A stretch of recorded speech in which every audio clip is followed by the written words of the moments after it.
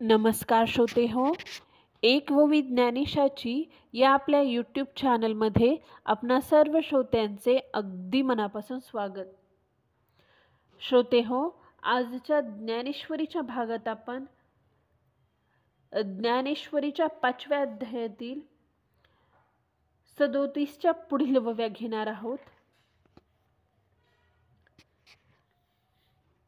ओम नमो ज्ञानेश्वरा. ओम श्री परमात्मने नमः. जे पार्था तया देही मी ऐसा आठवू नाही, तरी कर्तृत्वे कैसे खाई उरे सांगे. ऐसे तनु त्यागे विन अमृताचे गुण, दिसती संपूर्ण योगयुक्ता. एरवी अनेकांचिये परी, तोही एक शरीरी अशेषाही व्यापारी वर्ततू दिसे.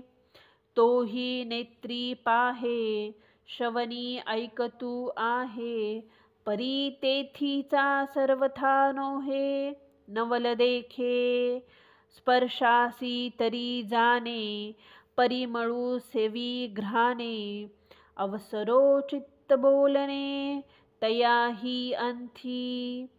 आहारे ते स्वीकारी, त्याजवे ते परिहारी, निद्रेची या अवसरी नेदिजे सुखे.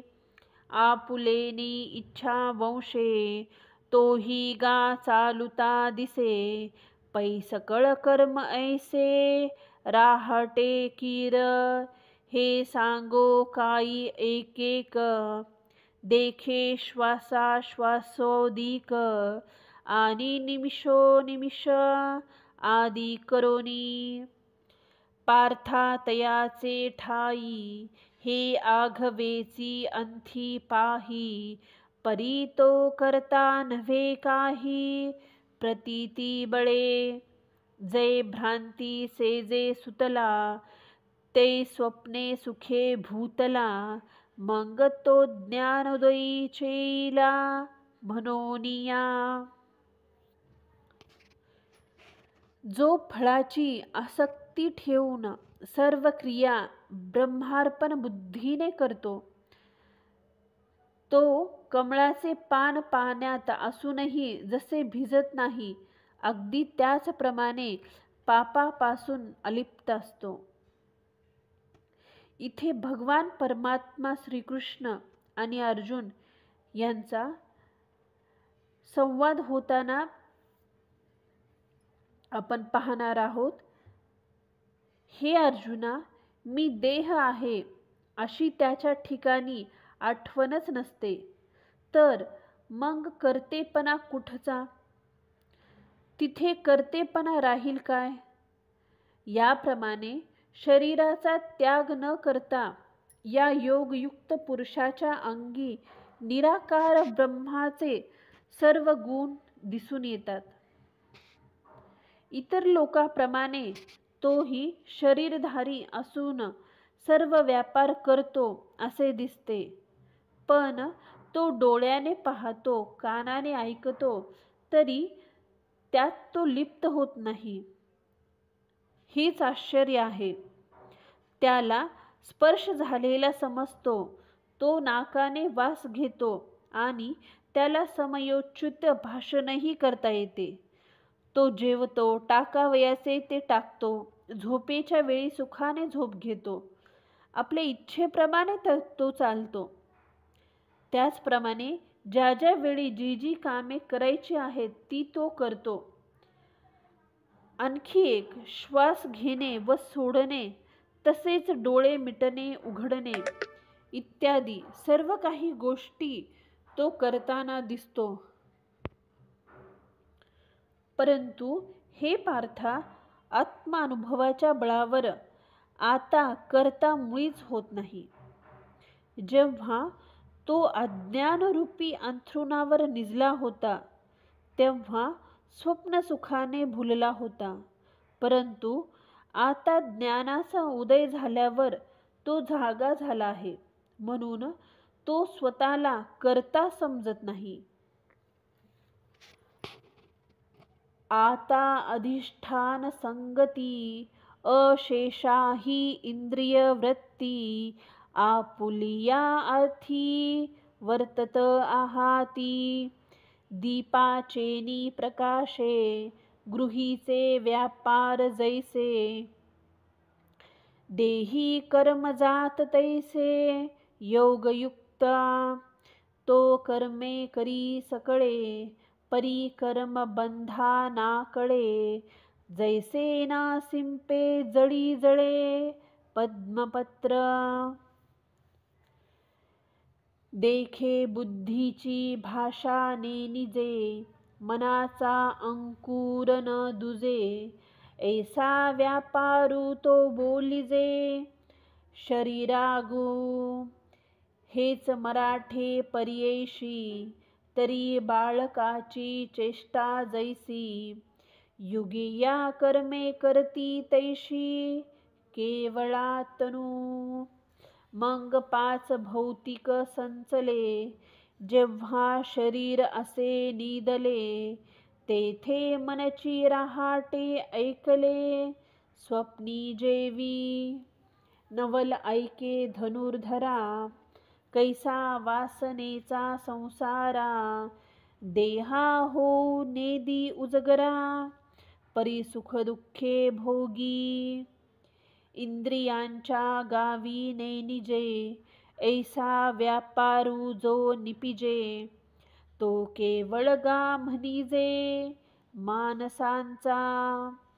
योगिया ही तोही करती परी कर्मे तेना बंधी जती जे सांडली आहे संगती अहंभावाची. आता जाहलिया ब्रह्महत जैसे पिशाचेच चित्त मंग इंद्रियांचे चेष्टित विकळू दिसे स्वरूप तेरी देखे आळविले ऐके शब्द बोलू मुखे परिज्ञान नाही. हे असो काजे विन जे काही कारण ते केवळ कर्म जाण इंद्रियांचे.